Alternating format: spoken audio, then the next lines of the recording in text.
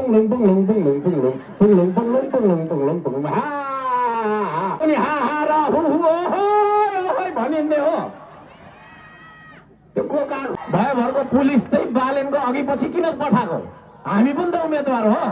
कालो चस्मा लाउने साथीलाई मैले जेनजी आन्दोलन भन्दा अगाडि निकै मान्थे है मैले पनि। हट्टेरी हो या मान्छे राम्रै हो भन्थे, साथ पनि दिएकै हो। जेनजीको आन्दोलन हुँदाखेरि के भयो? ल जानु है गर्नुपर्छ भन्नुभयो बिचरा केटाकेटी होइन। स्कुलको ड्रेसमा झोला बोकेर किताब बोकेर त्यो किताबसँग त्यहाँ मरिराखेको अहिले तस्बिरहरू भाइरल भइरहेछ। किताब बोकेर आन्दोलनमा गइरहेको छ, टाउकोमा गोली हानिदिइराखेको छ। अर्को उसको साथी चाहिँ फेरि उसको गिदी पक्रेर बौलाइराखेको छ होइन। अब के गर्ने अब आत्तिएर नि गरिन्छ। कतिको खुट्टा छैन, कतिको आँखा छैन, कतिको च्याफु गइराखेको छ। मैले त खुद हेरेको त्यहाँ तपाईँको ट्रमा सेन्टर। आउनु न बालन दाई आउनु सम्हालिदिनु देश भन्दाखेरि कहाँ गयो है। महिनौं महिना लुकेर बसेर हिजो आज चाहिँ प्रधानमन्त्री बन्छु भनेर चाहिँ 1000 पुलिससँग कुदिनेको देख्छु। मैले बारम्बार भनेको छु अहिलेको गृहमन्त्री र अहिलेको आइजिपीको स्पष्टीकरण लिन्छ श्रम संस्कृति पार्टीले है। भयभरको पुलिस चाहिँ बालेनको अघि पछि किन पठाएको? हामी पनि त उम्मेदवार हो। खोइ त हाम्रो त छैन त्यस्तो सेक्युरिटी, तर हामीले चाहिँदैन पनि, किनभने गलत काम गरेका छैनौँ।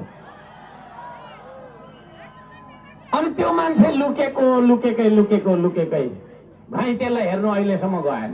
हिजो अस्ति चुनावको बेला चाहिँ भोट दिन्छ कि भनेर गयो कि बा 5 मिनट होइन।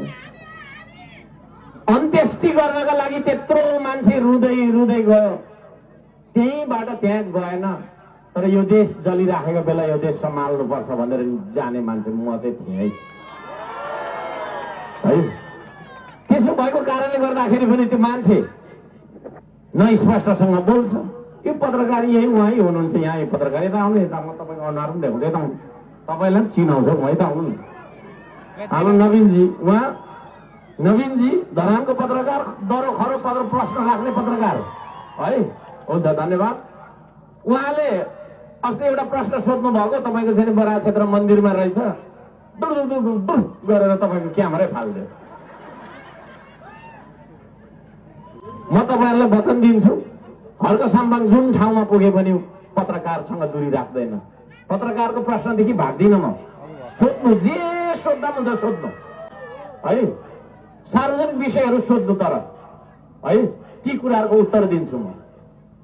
त्यो मान्छेले उत्तर पनि दिँदैन, कहिले भाषण पनि गर्दैन। के हो यसो गरेकोमा भोट दिइहाल्ने हो? छक्क पर्छु। अनि घन्टी हल्लाको छ बाबा। घन्टी भनेको त मन्दिरमा राख्ने है। म पनि तपाईँको चाहिँ मन्दिर गएर श्रद्धा, हिजो पनि तपाईँको चाहिँ के अरे होइन पाठीबाट माता लगायत चाहिँ विभिन्न देवी देवतालाई मैले ढोगेँ है। यो देशको शान्ति सुरक्षा मैले मागेँ है। म पनि मन्दिर जान्छु, घन्टी हल्लाउँछु। तर दिनभरि रातभरि घन्टी किन हल्लाएको भनेको के घन्टीको अपमान भएन? यो बारेमा पनि सोच्नुपर्छ। के अरे तपाईँको छैन यो बारेमा सोच्नुपर्छ। त्यो जहिले पाए तैले हल्लाउने होइन त्यो चिज होइन र। अनि त्यो पार्टीलाई फेरि भिजन के हो भनेर सोध्नुपर्छ। टुङ भिजन त्यही हो है। शैक्षिक क्रान्ति कसरी गर्ने, आर्थिक विकास कसरी गर्ने, यो देश कस्तो बनाउने, एमसीसी को बारेमा के छ?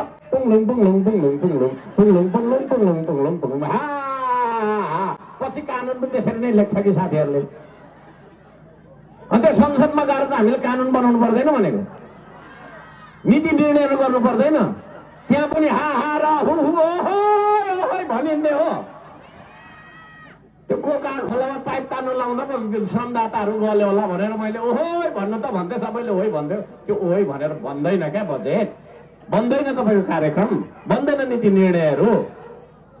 भिजन खोइ है, 1 पैसाको भिजन छैन, 1 थोपा भिजन छैन। त्यस्ता मान्छेलाई फेरि जिताउनलाई झापा 5 चाहिँ रेडी भइराखेको छ अरे भन्ने कता यसो हावा चले जस्तो सुन्छु। गल्ती नगर्नुहोस् है, गल्ती नगर्नुहोस्।